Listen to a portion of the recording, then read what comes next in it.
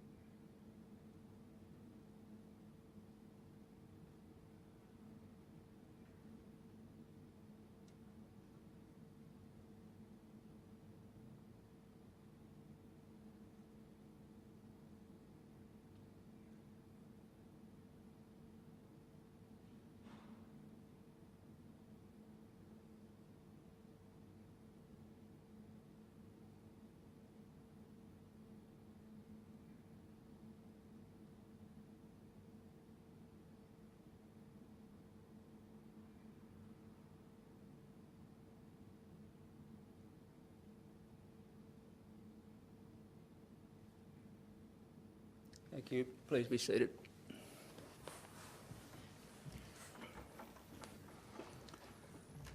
Public access, I believe there is nil. Apologies, we have one apology from Councillor Cornish. Could I get a move of that, please? Councillor Morrissey, seconder. Councillor Hayes. Put that motion. All those in favour? Carried. Mayoral minute, we have a late mayoral minute. Council, I'll move that recommendation.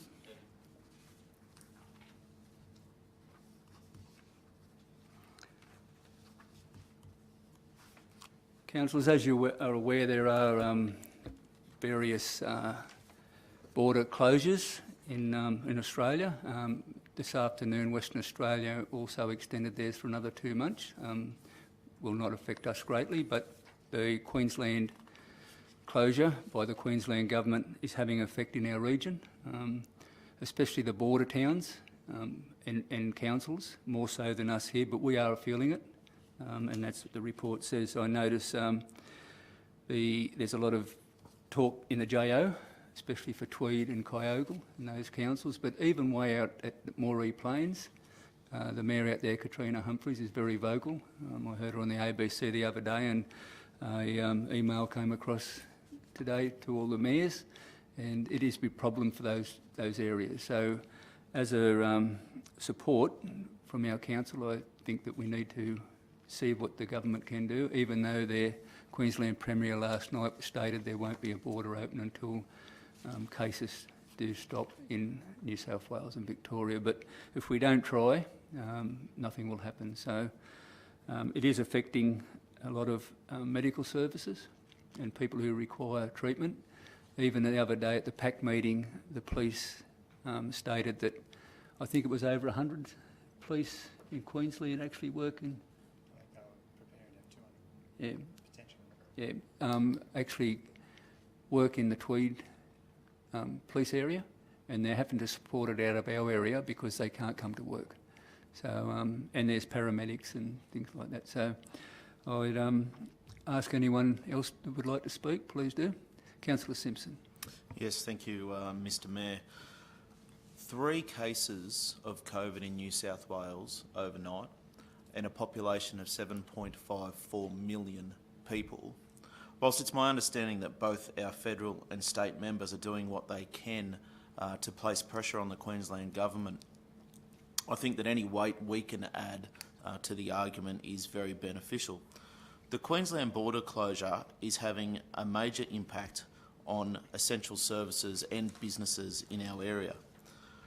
Whilst the premise of protecting Queensland from COVID is obviously an honourable one, declaring all of New South Wales as a COVID hotspot is, in my opinion, now bordering on political grandstanding. Northern New South Wales is not and has not been a COVID hotspot. The reality is that this border closure could likely endanger more lives than COVID is currently itself. Many of our residents access specialist medical treatment in Queensland. The ABC reports that approximately 200 medical staff live in Queensland but work below the current bubble in our area. That's Ballina, Byron and Lismore. Similarly, approximately 80 police officers and a further 40 paramedics all work below the bubble and are having to be covered from other areas, which is placing an enormous strain on the North Coast's resources. The region is also being impacted economically, and I've observed firsthand the drop in visitor numbers just coming to Evans Head since the border was shut. So I urge Council to do all within its power to make the Queensland Government aware of the negative impacts that this decision is having and move the bubble further south to encompass all of the Northern Rivers region. Thank you, Councillor Simpson. Any other councillors? I must say that Councillor Simpson contacted me about this issue, and I was forthcoming in putting up a mayoral minute, so this could be discussed tonight. So thank you, Councillor Simpson. No other speakers? I will say that it is at the JO meeting on Friday. It will be up for discussion there too. So with this motion now, we can put it there. Okay, I'll put that motion. All those in favour? Carried. Thank you.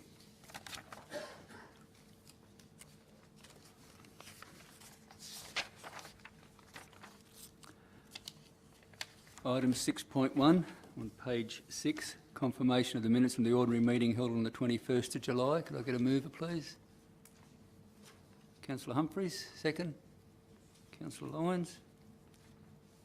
Put that motion. Oh, is everyone right with the accuracy of those meetings? The motion, all those in favour? Minutes of the Internal Audit Risk Committee held on the 4th of August 2020. Get a mover, please? Moved.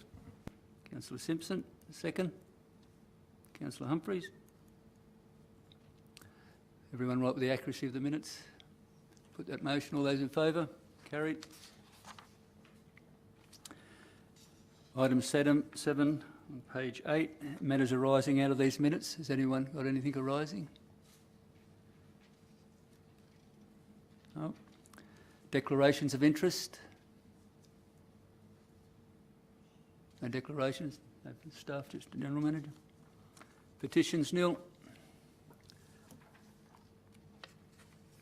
Notice of motion on page 9, 10.1. Councillor Simpson. Move that. Councillor Simpson, second. Yeah, second. Councillor Hayes. Councillor Simpson.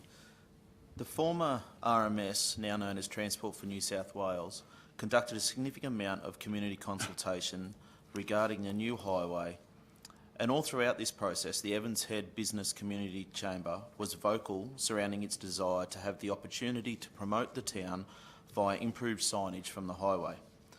Despite these community desires, Transport for New South Wales has advised that Evans Head did not meet the criteria to have a dedicated picture sign, as it was not a highway town that was actually being bypassed. The purpose of these large picture signs is to draw travellers' attention to them and therefore encourage travellers to visit.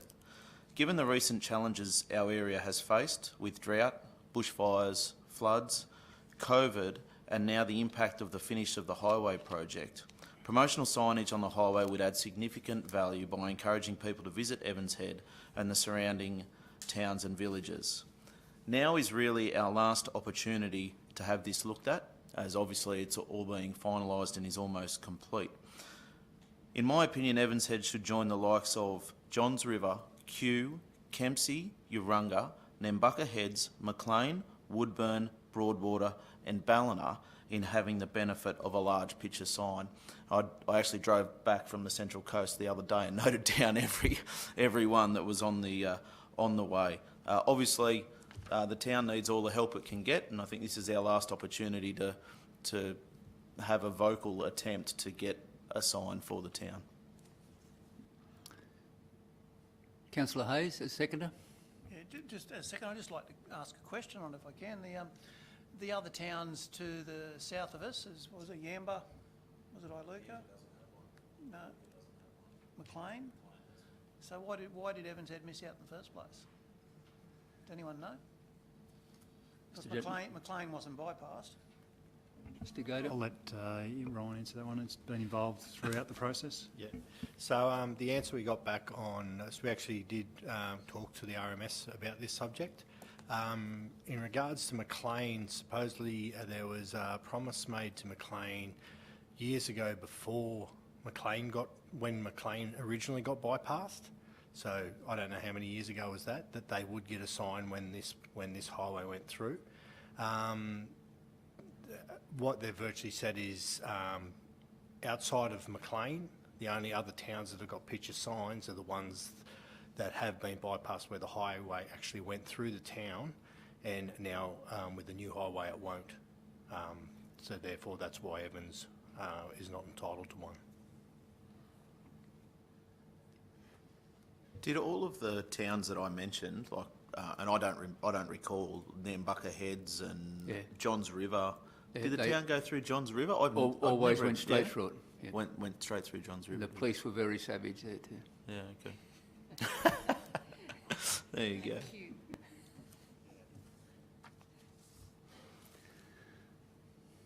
Any other speakers? Yeah, just touch back on it. There was a meeting at Woodburn, and I recall that they said only the towns that are one stop off the highway will get a sign off the highway. But that was just directional signage. That wasn't these picture U-Butte tourist signs. Is that right? Yeah. So we probably misunderstood that at the time, because I just assumed Evans Head, being one turn off the highway, would get one of these signs, but not the fact. At the time, so it was around sort of in 2018 when we were doing this, we certainly put forward for that. We pushed it, as did the chamber, but the advice is that, well, RMS guidelines at that time and now Transport for New South Wales, that's the position, that it's there for towns that have been bypassed because of the alignment. So that's their, I suppose, their department's position.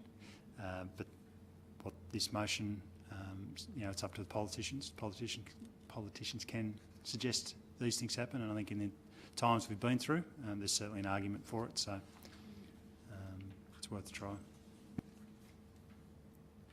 Any other councillors? Look, I support the notice of motion. I think the times, everyone's doing it hard, and if we can get some more traffic off that new freeway into our towns and villages, and if they go to Evans Head, they may end up in Corricoy and Casino, and so if we can get them off that, and I think a picture of Evans Head may attract them to do that. So I support the notice of motion. Other speakers to close Councillor Simpson? I'll put that motion then. All those in favour? Carried. Mayor's report, I'll move that report.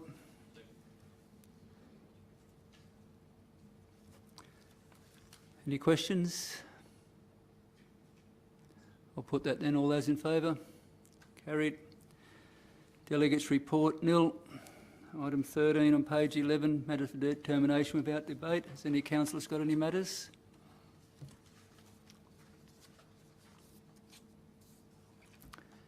Any matters, councillors? No. I'll call. Sorry? 17.1? Yep, it certainly does.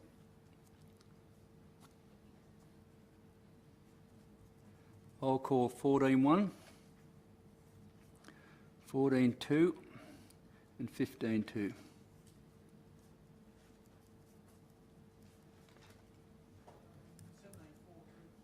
$17.4.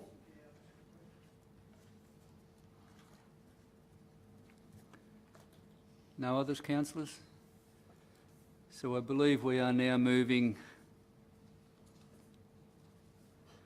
15.1, 17.2 and 17.3. Is that correct?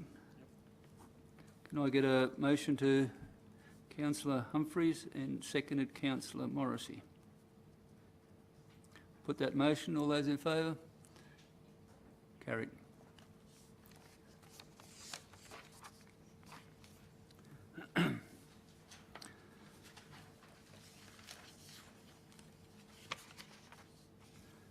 Uh, 14.1, I'll move the recommendation on page 12. Seconder? Councillor Morrissey.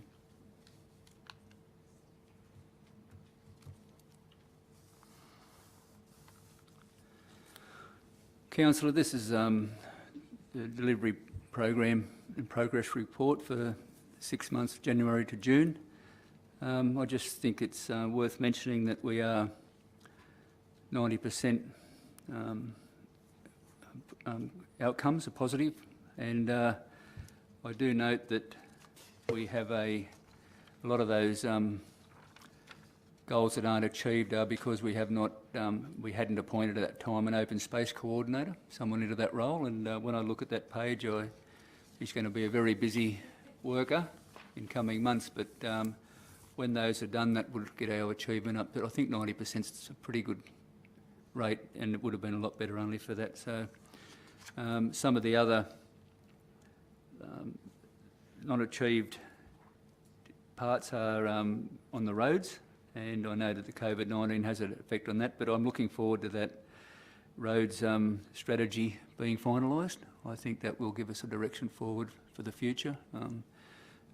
Every council has roads inquiries, we're not exempt from that, so I look forward to strategy coming out in that review. But other than that, Mr General Manager, I'm pleased with the outcome and look forward to getting on with it, and hopefully by the end of this next 6 months we'll have a lot of these ironed out.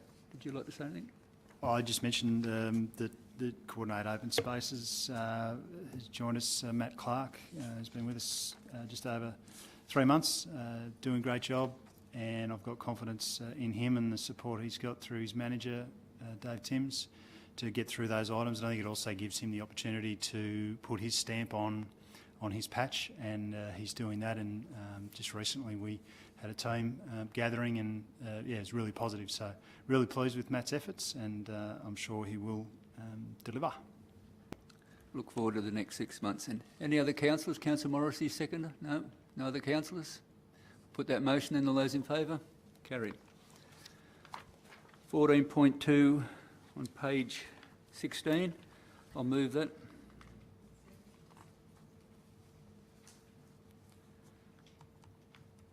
Councillors, I'm pleased this report's come to council actually.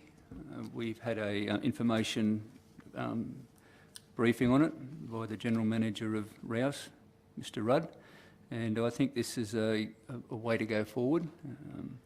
The process allows for the studies to be undertaken. A lot of those issues have been identified by a community, so the studies can be done and they will address those issues. And I just think it's a way forward to pursue a future water security for our region, which needs to be done sooner than later. The dam got very low last year. We're having water restrictions, and we need to stay away from that because it does affect not only the residents but a lot of industry. So I think this is a positive way forward. Any other speakers? Councillor Humphries. Oh, thanks, Mr Mayor. I feel a bit slack that I spoke on this when it was presented after receiving a letter from the chair from Rouse last month. So when this came here, I thought, I should have not been so slack, and I should have actually thought about that at the time when I spoke about the water security and the timing being critical. It was terrific to have the General Manager, Philip Rudd, come to Council and speak to us. He had a couple of graphs there that I hadn't even seen. I've found them since. I've been wondering though, because we've talked about a lot of people are worrying about the water tanks and the demand management. I thought Phil's analogy of, you can only get so much out of that, and the region is already doing quite a mighty job with tanks and businesses with all their little gadgets and the 160 litre challenge, and he likened that to, you can only squeeze so much out of an orange and then it's empty, and then and you also said that, where do you get water from when rain tanks are empty? But what I've been thinking about is that Rouse has a charter to deliver high quality, a secure delivery of high quality bulk water to the region. If they're going to run out, and I'm not sure the timeline, I think was 25, if they're going to run out, what happens? Do they get the sack? Like, are they risking an actual entity if they don't do what they've got to do in their charter? So it's bigger than perhaps, what I've been thinking over in the last couple of months. It just worried me some, because certainly constituent councils wouldn't want to take on, even though they pay quite a good service levy, we wouldn't want to be taking on that role, I wouldn't think.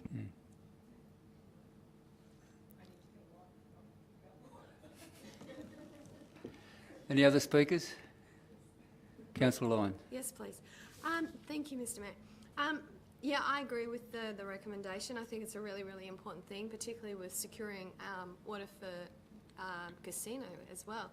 But as much as we were talking about having dams and all this sort of thing, and coming back to looking at water tanks, the bottom line is it doesn't matter what we do, this is still 10 years away.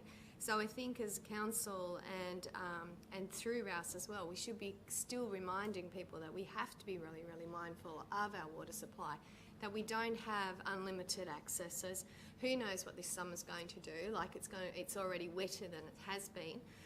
So hopefully we won't have the issues that we had last year with the drought. But I think with this being so far off, 10 years, and hopefully it does come, we still need to be looking into really, really respecting and looking after our water supply and encouraging people to put their tanks on, but also realising that if the dams run short of water, well, the tanks are going to, of course, run short of water. So continuing an education strategy so that people are aware that we don't have unlimited water supply. We need to be mindful of that. It's, countries have gone to war, places have lost everything because they've lost their water. So we just need to be conserving water. I don't know whether that means we look at implementing level 1 strategies early or anything like that, but I think just educating the community to look after their water, be respectful of it, don't waste it, because who knows, this could be a good year, but next year we might be back fighting for our water. But let's see how it all goes. But 10 years is a long time before it comes to fruition. Thank you. Any other speakers? I agree with you. Education's a great thing, and Rouse is doing a good job on that with 160 litre. So there's a lot of education. There's also incentives to put tanks on to houses, but it hasn't got a real big uptake, unfortunately. And as Councillor Humphrey said, Rouse has got a charter and a responsibility to supply potable water to our region.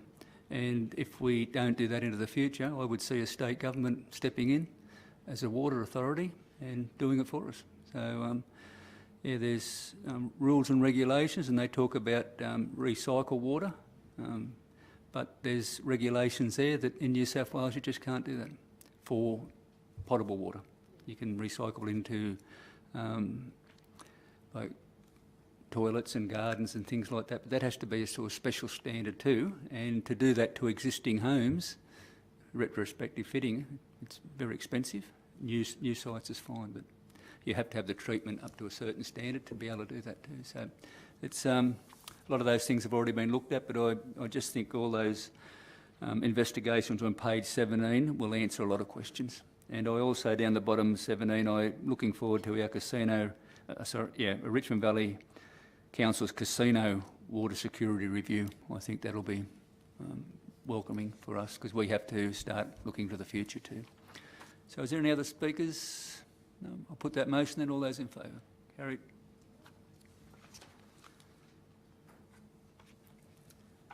The next item is 15.2 on page 27. I'll move that recommendation. Seconder, Councillor Simpson. Mr. General Manager, I just have a question.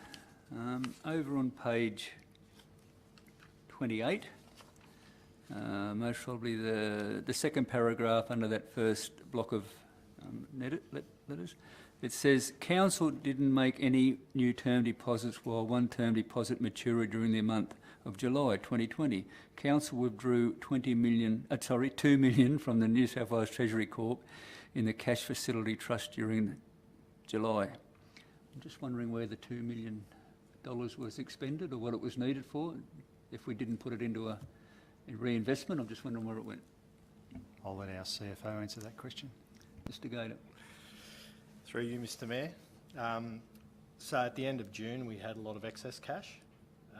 So we put it into, at the end of May, we put it into T Corp because the investment rates in our term deposits was really poor in that month. So as we virtually just put it into T Corp, it got its a better interest rate, even though it was in there for a short term than what we would have got if we put it into our BOS account, because we already had considerable cash in there, and we knew that we'd actually need a fair bit of cash within the next, through June and July. In those 2 months, we have a lot of expenditure with a lot of jobs coming to the end. So it was more just virtually balancing cash flow, so we had cash at hand. Okay. So it just went on normal operating expenditure. Okay, thank you. Any other speakers? Put that motion then. All those in favour? Carried. We're on to item 17.1. Councillor Hayes. Just move that recommendation as written. Second. Councillor Humphries. Councillor Hayes.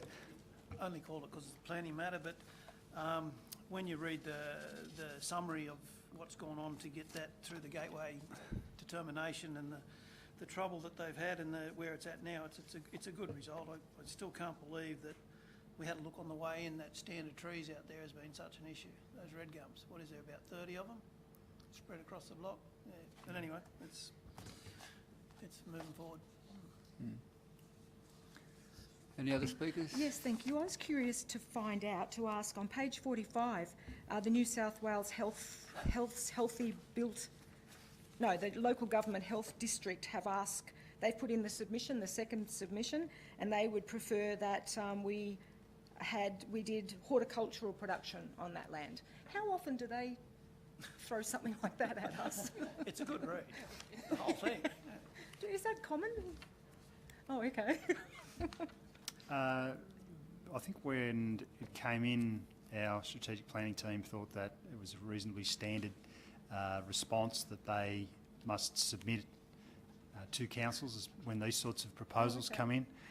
Whether the person actually spent the time to visit the site, I'd probably question that and suggest that they probably do that in the future, because I think we all know that that land's unlikely to be used for that. Hasn't been for quite some time. I'm not sure whether Director Jones has anything you'd like to add. Through you, Mr Mayor. I think the General Manager summed it up well. It appears to be a stock standard response from this agency. Although it's nice in theory, the practicalities of enacting their wishes on this parcel of land is not going to come to fruition. So occasionally we do have form type correspondence coming in from government agencies, and it does appear that they possibly haven't really reviewed or looked into the specifics of the site or the proposal. So where we can, we make changes, but where we don't think it's reasonable, we just acknowledge their response and move on. Thank you. Yeah, Mr. General Manager. Should say though that it was a timely response from that agency, which is a great thing. So credit where it's due.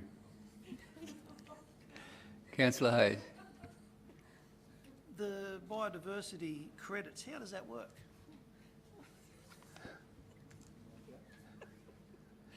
Director Jones. Through you, Mr Mayor. To be quite honest, Councillor Hayes, I do not know the specifics of those. You do biodiversity assessments and there's a calculator, and depending on the value of that habitat, then they come up with a magic number. Those credits are given a nominal value, and then you then go and find, if you're the proponent, you go and find somebody who's selling those credits. It's like a commodity.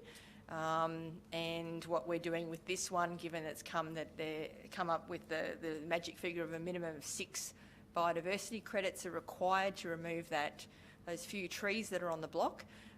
That'll be written into a formal planning agreement with the proponent of the block, and they'll have to secure those credits prior to the finalisation of the rezoning, and then obviously the development application process, approval process, to actually see those blocks basically, on the land at the end of the day. So they'll be covered off in the various planning processes moving forward. It is a bit of a mystery, the calculations, and it confuses me, I've got to admit. Credits get put back into our local area, or do they go anywhere? I believe they try and keep them within the local area, but I don't know how much control this market with credits has. The General Manager may have some additional input, given I think he may be Googling. Mr General Manager? No, it's interesting. I sort of asked a couple of these questions of Tony McAteer, our strategic land use planner, over the last couple of days, because I was just interested in, my initial question was how much this cost. We talk about 6 biodiversity credits. My initial thing was how much is this?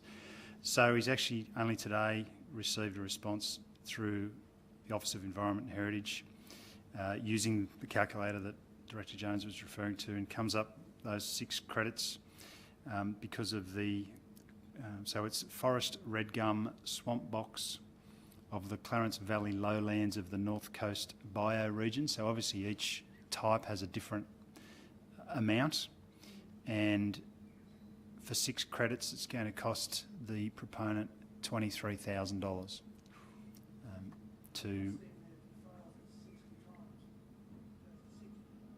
Sorry? Councillor, can you put your microphone on, please? We can't hear. Yeah. I said if he doesn't adhere to it, it says further in that report that then he gets hit with 10 times. Yep. He's got to, Yeah, so that's, and Tony just added that, if the proposal were on the Sydney-Cumberland plain, each credit is upward of $20,000 each. So obviously there's a different value for the different types of habitat. So yeah, it's, it's an added, I suppose, cost to proposed developments. But as it was explained to me today, that prior to the biodiversity reforms were put in place, the answer was often no, you just can't. Whereas now there's an offset provision that allows the development to proceed, but that offsets go into the Biodiversity Conservation Fund, which is managed by the Biodiversity Conservation Trust, and they obviously make decisions about where that money is invested back into, I suppose, conserving or enhancing biodiversity. Just one question. Councillor Would Ryan. that go into places like stewardships? Like I know we've got 5 scattered across the properties that are classified with stewardship. So would they be able to go in and pay, or do they determine where they go for, or is it up to the office? Mr General Manager? I think there's the opportunity for proponents in these situations to identify their own offsets, because it was mentioned in some information I read today that if you use the calculator, it does tend to cost you a bit more, because because part of this calculator is an administrative charge, and there is the ability to negotiate that, but I think in this instance the 6 credits are there, and it's something that in the agreement that Director Jones mentioned, the proponent will have options as to how they offset those. So.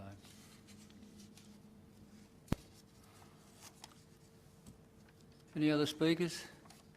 Councillors, what the question asked about the New South Wales Healthy Built Environment checklist and the promotion unit in Northern New South Wales Health District, I think it's a bit rude, myself. We get the state government telling us they want to promote stimulus and get our community going and building and invest money, and you get a proponent who's here. This land has sat vacant as long as I can remember, a long, long time. It's had no production off it. And when you think about it, if they can get those houses there, I'll guarantee that a lot of those homes will put in little gardens for themselves, backyard gardens. They'll plant trees, they'll plant bushes. There'll be more biodiversity going on in that area than there is now. And I just find it's pretty hard on a developer to have to go through all that ringer to get something done. Also, not far away is the community gardens. So if anyone wants to go there, they're quite welcome to, And I'm pretty sure that this area, it's on the fringe of town, used for nothing else. I just can't understand it, So anyway, that's the way we're heading. The other question, Mr General Manager, we also have another submission. Both those submissions will be replied to? Yes, they will. Yep. Okay, thank you. Because the submission one seems to be further down the track, but it's just let him know that it is noted and we'll get on with it. Councillor Hayes, did you want to close? No, I think we've covered it. Thank you. I'll put that motion then. All those in favour? Carried. Next item is 17.4, and I think that was Councillor Hayes again. Yeah, just move the recommendation as written. I just want to ask a question if I can. Second. Simpson, second. Councillor Hayes. We spoke about this at the 2 weeks ago at our information session. That policy is there's been nothing included in there to revoke the naming of one of these parts of the oval that we're going to name. To revoke one? Yeah, to be able to revoke it at a later date if we needed to. We're going to put that into the policy. I couldn't see it in there. Don't know. Look, we can, we'll check the draft policy and subject to your resolution, we can add that provision in. I think it's a fair provision. We put these things in. Obviously, we'd need to think about the whether there's a criteria. It would require a resolution of council to revoke it. So there'd need to be some valid reasons, but it may well happen sometime in the future. So it'd be good to have that provision there. Any other speakers? Councillor Hayes? No. I'll put that motion in. All those in favour? Carried. Matters for information. Has any councillors got any? I'll get a mover first. Councillor Humphrey, seconder. Councillor Lyon. Any councillors got any issues I'd like to ask a question on? I have a couple. One's a question, one's a couple of statements. The first one's the library. I noticed there they have on page 52 a lot of the registered members and programs they've had, like 852 new members, and they've ran 752 programs, I think 6,665 for 428 scheduled children youth events. I think that's an outstanding result, over the 600 children being entertained there. And 324 successful adult programs, including Tax Savvy for seniors. But if you turn to, or if you go to page 72, or it's in the attachments, which is page 3 of the library report, it actually tells you how many visitors and patrons they had. And there was 88,000 went through those doors of all our libraries. And that's with 10 weeks, 2.5 months of closure. So I think that's very outstanding, and I'd just like Mr General Manager to pass that on, another positive report from the library, and just congratulate the staff. I've also got a question on page 59 of the agenda. No, mostly not a question, but another statement. It's just good to see that they were getting some fire-affected DAs, and I think turning those DAs around in 4 and 3 days respectively, I think that's helps those fire community people immensely. They're not tied up. The other one was on page 65.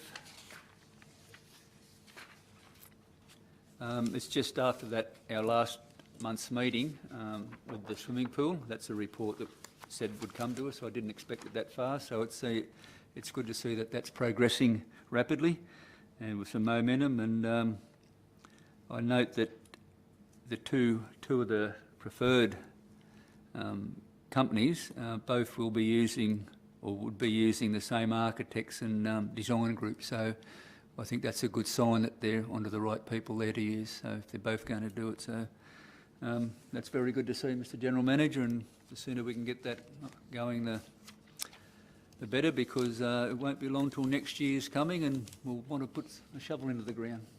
You want to speak? Just going to add to that our staff also visited Coffs Harbour facility and had a chat with staff as well. So we've done as much due diligence as we can to make sure that it's the right group to get on with the design. So that's underway. Thank you. And no one else has an item on matters for information? All that, I'll put that motion then. All those in favour? Carried. Questions on notice? Neil? Questions?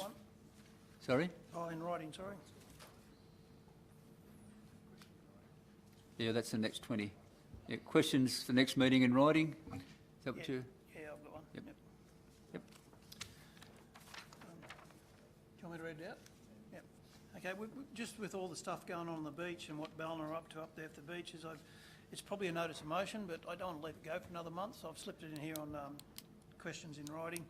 I'm just going to want to ask the council. It says, with the ongoing complaints regarding the four-wheel drive usage of Air Force Beach, can Richmond Valley Council staff investigate further and come back to council determining what is involved and at what cost to council will be required to implement a fee-free online permit system for four-wheel drive access to Air Force Beach, so that the local rangers and the police can better regulate this area?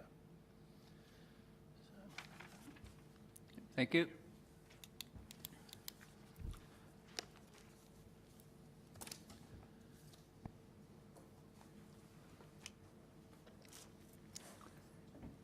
Matters referred to closed council.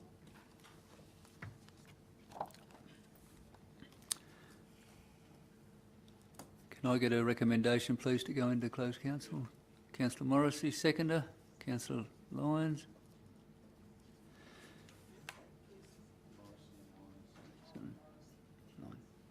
Mr General Manager, has there been any written representation made regarding the meeting going into closed council? None, no. Are there any verbal representations from the members of the public? Nil. I'll put that recommendation then, please. All those in favour? Carried. We'll go into closed council.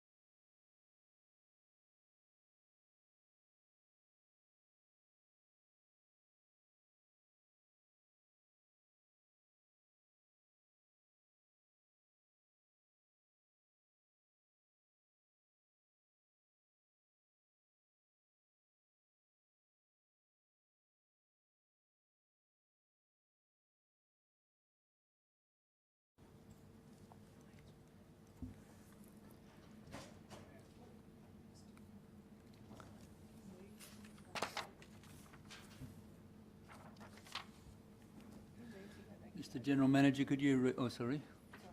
We good? Yep. Mr General Manager, could you read the resolutions of closed council, please? So the items 21.1, write off bad debt, and the resolution is that council write off the debt as detailed in the report due to all recovery options being exhausted, and 2, that necessary steps be undertaken to ensure the debt default is listed on relevant parties' credit files. Thank you. That closes the meeting. Everyone have a safe trip home and take care of yourselves. Thank you.